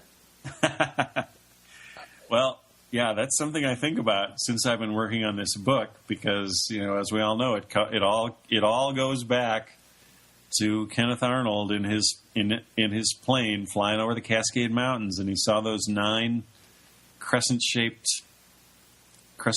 things flying through the air in a straight line among the mountain peaks. I don't know. It's a fascinating story, and I think, I guess, to give you a serious answer, I think if it hadn't been him, it would have been somebody else, probably within that same historical time period, because I have a feeling that was just sort of the right time for this phenomenon to present itself to us. I don't know why I say that. I just have kind of a gut feeling that if it hadn't been Kenneth Arnold, it would have been somebody else, because that was the time it had to happen. But, you know, then Kenneth Arnold gets involved in that whole Maury Island thing, where he suddenly becomes, you know, amateur UFO investigator and seems to be dealing with, you know, con men who are several pay scales above him. That story really makes me wonder about Kenneth Arnold. That story makes me wish he had kind of kept his yap shut. There's, I think I read something, or briefly, or someone sent me something, that Maury Island is now considered a hoax. I don't know if I could just be, I'm just saying that. I don't know if that's true or not. But, you know, that was quite a story. Unfortunately, you know, the question of whether the case itself was a hoax, or it started out as something genuine, but then it got sort of turned into a hoax because of some disinformation campaign, you know, you kind of have to look at it. You kind of have to at least consider that possibility as well, I think. Yeah, I mean, there was a crash also to a pilot, and I think it was Air Force people, wasn't it, that were investigating and had some of the so-called evidence with them in a plane that crashed. I'm not sure if you know about that. I can't remember if they were Air Force people, but I think they were government people at any rate. Yeah. Some agency. Right. So what do you think, what is your idea of the best UFO case out there? Oh, I'm so glad you asked that. There are a couple that I've just really become fascinated with as I've worked on the Hynek book. There are some that I haven't gotten to yet that I'm looking forward to getting to, namely the Coyne helicopter case from 1973. I think that's going to be a really fascinating case because, you know, that the Coyne case basically became Hynek's gold standard for a UFO event. Credible observers, all trained observers, you know, they're all a helicopter crew. Their eyewitness testimony they all corroborated each other. It was additionally corroborated by witnesses on the ground who saw what was happening and thought that they were about to witness a midair collision. That's a very, very compelling case, and I'm really looking forward to digging into that. My personal favorite, though, is the Pascagoula abduction case, which took place about 3 weeks before the Coyne helicopter case. And that's my favorite because, again, going back to my childhood, I can still remember that was 1973. I would have been around 13 years old. I can still remember that case made the national news. They reported on it on the radio. They reported on it in the newspaper. They reported it on the TV news. And that was a first for me. I had never been aware, at least, before then of a UFO case hitting the big time as far as the national press goes. And to me, that's sort of, it wasn't just something I was reading about in a book anymore. It was something that really happens to real people. And I was just really drawn in by that story, and I've always been a huge fan of that. Mark, did you contact me a while ago to get a hold of Calvin? I believe I did, yes. Ah, okay. That is correct. Yeah. I remember. Yeah. Calvin's a great guy. I had him on. To talk to him. He rarely does interviews, and I was lucky enough to get him on. He's the sole survivor of that incident, and kind of a really great story. I'll just tell you, I have told it quickly on the show. That show actually connected him to his estranged daughter, and they talk to each other every single day. Wow. She found his information on my show and contacted me, and I got the two together. It was just one of those great things that makes me really happy that I do this show, that, you know, something like that happened out of it. Wow, that's really profound. I'm glad you told me that story. That's really kind of given me the chills. Well, I'll tell you, he's such a nice gentleman. It was a real pleasure talking to him. Well, you know, researching that story, he and Charlie Hickson both come off as such sincere, genuine people. I really didn't. I was surprised to find out how well documented that case was once I started doing the research. For the listener out there, why don't you just go over the case? Oh, sure. These two men were out fishing on a pier in Pascagoula, Missouri, near a shipyard where they worked. It was after dark. I can't remember how late, maybe 10 or 11 at night. And it was an older man, Charlie Hickson, and a younger man, Calvin Parker, who Charlie knew Calvin's parents, and he had sort of promised their parents that he would sort of look after him when he moved to the big city. So these two guys were out fishing on the pier along this little channel behind the shipyard, and the fish aren't biting, and they can't figure out why. And Charlie turns around to get some bait from his tackle box, and he sees this blue glowing object, sort of oval or egg-shaped, kind of dropping down out of the sky. And it comes down and hovers on the ground a short distance behind them. By this time, Calvin has turned around and seen it. And both men stand up to look at it, and it's got this white egg-shaped craft, has two glowing blue lights on the side. And as they watch, a door opens on the side of the object, and these three strange creatures come floating out. They never touch the ground. They don't even really have feet. They just have sort of knobs at the ends of their legs. And they have sort of crab-like pinchers on the ends of their arms. And they have kind of featureless heads, but there's a pointy thing where the nose should be and two pointing things where the ears should be. And there's a tiny little slit where the mouth should be, but there are no eyes, as I remember. And Calvin and Charlie feel paralyzed. Could have just been fear, or it could have been something else. And these creatures kind of take them by the arms and float them into their craft. Calvin passes out as they're being led into the craft, so he doesn't remember anything, at least at the time. Charlie, the older man, stays awake, and he's sort of inspected inside the ship by this sort of mechanical eye that sticks out of the wall. Right, yeah. And it examines him from head to toe, and about 20 minutes later, they take him back outside. Calvin's already outside of the craft. He's sort of kneeling down on the gravel, just sort of petrified with fear, or with his hands stretched out. I think I'm getting that detail right. And they deposit Charlie, the older man, next to him, and they go floating back into the craft, and then the craft disappears. The craft doesn't fly back up into the sky.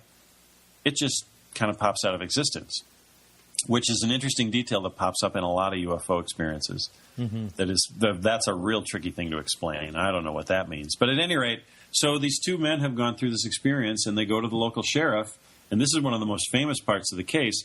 The sheriff is completely bewildered by what these men are telling him. Of course, they split the two men up, and they get stories from each of the men, and their stories match up pretty much identically, aside from the fact that Calvin passed out. And then they leave the two men together in an interrogation room with a hidden tape recorder. And the sheriff is really pleased with how smart he is. He thinks he's going to get to the bottom of this. He thinks as soon as they leave these two guys alone in their room, they're going to start laughing their heads off and slapping each other on the backs, congratulating themselves on what a great joke they pulled on the sheriff.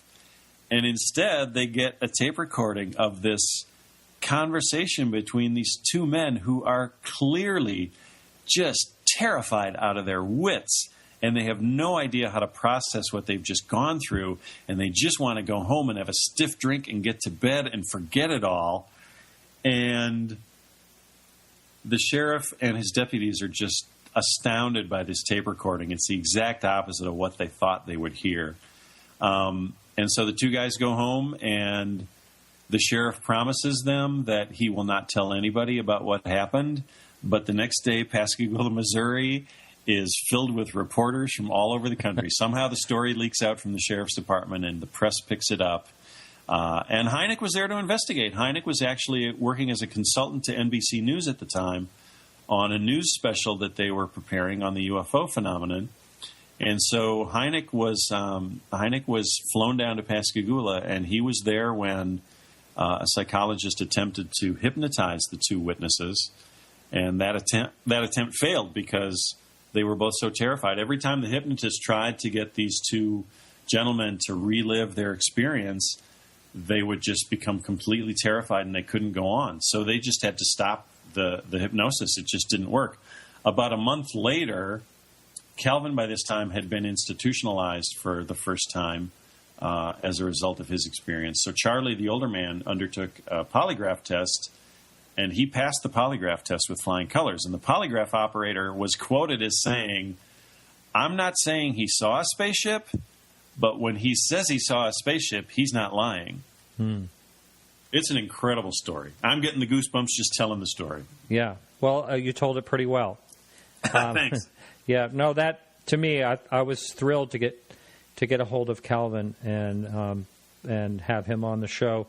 And it's kind of funny. I'd almost like to have someone like him back, but it's basically telling the same story. Mm-hmm. However, I've had Travis Walton on like 5 times, so maybe that's another interesting case, in my opinion. So those are really good stories. We have about somewhere around 5 minutes or so left, and so let's see.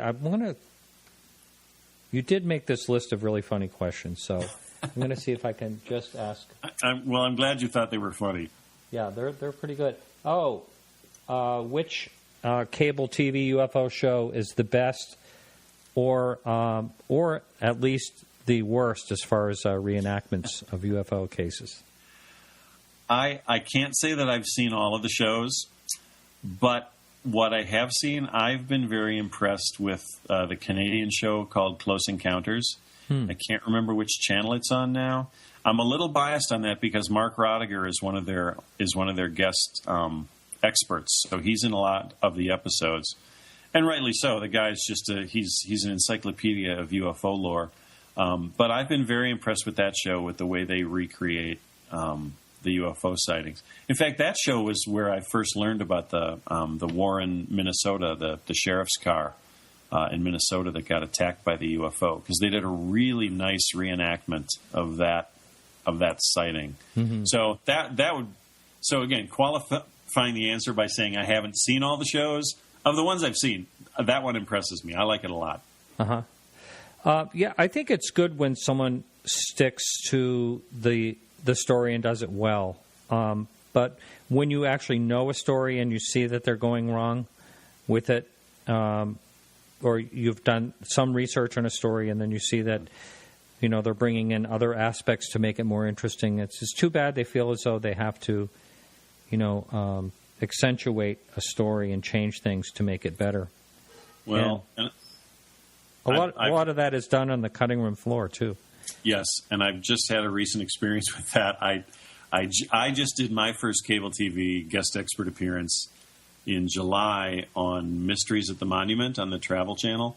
They did a story on the swamp gas case in Michigan, and They were trying to make the case that case was the exact moment when J. Allen Hynek changed his mind and sort of recanted on UFOs and became a believer. And what that case was certainly part of the process Hynek went through, but it wasn't the exact moment. There wasn't any exact moment, was the point that I was trying to get across.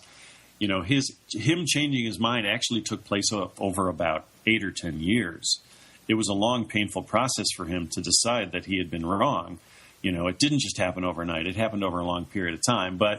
So I tried to get that point across in my interview, but the producers of the show really wanted to have that one dramatic moment where Hynek has his epiphany where he realizes he's been wrong and he instantly changes his mind. So that's the storyline they went with. I was a little disappointed. They got the spirit of the story right, but they didn't get the details right. But that's what happens with these TV shows. Right. So we have like a minute and a half left here. So do you want to give out your blog site? Sure. It's highstrangenessufo.com. And being a writer, have you thought about writing a book on the topic? On UFOs? Aside from the Hynek book, you mean? Right. Oh, yeah. I think about it all the time. And the blog has given me, between the blog and the work I've done for MUFON, there are a couple different directions I could go with it. And I probably won't decide which direction to go with it until I'm done with the Hynek book, to be honest. Yeah. And when do you expect that to be done? Well, a lot depends on what happens once my agent starts shopping it around. I would hope to have it done in 2016, but I'm new to this book publishing world. I don't really know what kind of time scale they operate on. So I would hope 2016, 2017. I see. Okay. Well, I've had a lot of fun tonight. I want to thank you very much. Thank you so much for inviting me. I've really enjoyed it and hope we can do it again. That's yes, I'd like to have you back when you get that book published. That would be best. All right, deal. All right. Thanks a lot. Okay, have a good night. Yeah, thank you. Okay, everyone. Well, that's it for the show this evening, and I appreciate you all listening and all the supporters out there. I appreciate all your help you're giving me. We'll get all that straightened out. Next week is a pre-recorded show, and on that show I have Klaus Svan and Dr. Eric Farouk. Kind of a sciencey show. You're going to love that one. I won't be around. I won't even be on the chat room. I'll be sleeping somewhere in Russia. And so that's it for this show. And thank you so much for listening.